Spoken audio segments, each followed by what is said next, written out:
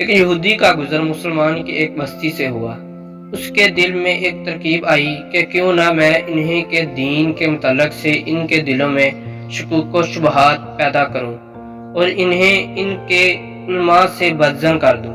بستی میں داخل ہونے سے پہلے ہی ایک چرواہے سے ملاقات ہوئی۔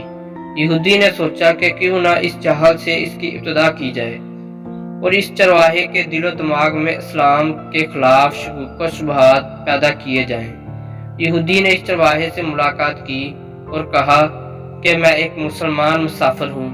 باتوں ہی باتوں میں یہودی کہنے لگا کہ ہم مسلمان قرآن مجید کو یاد کرنے کے لیے کتنی مشقت اٹھاتے ہیں، جبکہ یہ قرآن مجید 30 اجزاء پر مشتمل ہے، لیکن قرآن میں بے شمار آیات متشابہ ہیں جو ایک جیسی ہیں۔ بار بار دہرانے کی کیا ضرورت ہے؟ اگر متشابہات کو نکال دیا جائے تو قرآن اور مختصر ہو جائے گا اور یاد کرنے میں آسانی بھی ہو جائے گی۔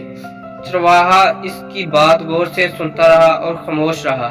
جب یہودی کی بات مکمل ہوئی تو چرواہے نے کہا کہ وہ تمہارا خیال تو بہت اچھا ہے۔ یہودی دل ہی دل میں بہت خوش ہوا کہ یہ چرواہا میرے جال میں آ گیا ہے۔ پھر اچانک چرواہے نے کہا ہے کہ میرا ایک سوال ہے۔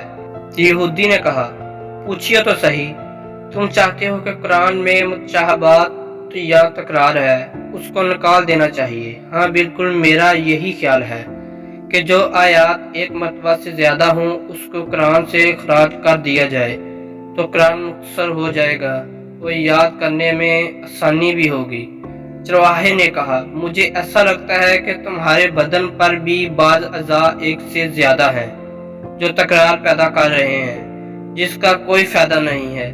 کیوں نہ تمہارے 2 ہاتھوں میں سے ایک ہاتھ کاٹ دیا جائے، 2 پیروں میں سے ایک پیر ہی رکھا جائے، اس لیے کہ یہ تکرار ہے۔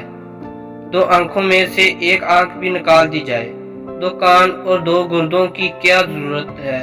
اس میں بھی تکرار ہے۔